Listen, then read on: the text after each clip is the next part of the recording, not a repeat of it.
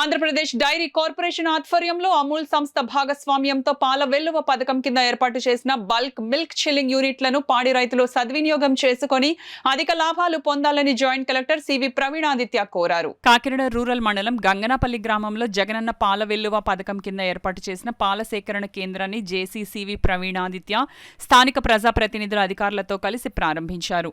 బిఎంసియు కేంద్రానికి తీసుకొచ్చిన పాల శాతాన్ని పరిశీలించి రైతులతో జేసీ మాట్లాడారు. ఈ సందర్భంగా ఆయన మాట్లాడుతూ పాడి రైతులకు అధిక లాభాలు తీసుకురావాలనే ఉద్దేశ్యంతో రాష్ట్ర ప్రభుత్వం ప్రతిష్టాత్మకంగా జగనన్న పాల వెల్లువ పథకాన్ని ప్రవేశపెట్టిందన్నారు. జగనన్న పాల వెల్లువ పథకం కింద ఏర్పాటు చేసిన బల్క్ మిల్క్ చిల్లింగ్ యూనిట్లను పాడి రైతులు సద్వినియోగం చేసుకోవాలని, కాకినాడ జిల్లాలో ఈ పథకం కింద ఇప్పటి వరకు 8 మండలాల్లో 100 గ్రామాల్లో ఏఎంసీయు ఆటోమేటిక్ మిల్క్ కలెక్షన్ యూనిట్లు, అమూల్ డైరీ పాల సేకరణ కేంద్రాలను ప్రారంభించడం జరిగిందన్నారు. అదేవిధంగా నేడు గంగనాపల్లి, పనసపాడు, నేమం గ్రామాల్లో 3 బిఎంసీలను ప్రారంభించుకోవడం జరిగిందని జేసీ తెలిపారు. దళారీ వ్యవస్థ ద్వారా పాడి రైతులు నష్టపోకుండా గిట్టుబాటు ధర రైతులకు దక్కేలా అధికారులు చర్యలు తీసుకోవాలని జేసీ ప్రవీణ్ ఆదిత్య అధికారులకు సూచించారు.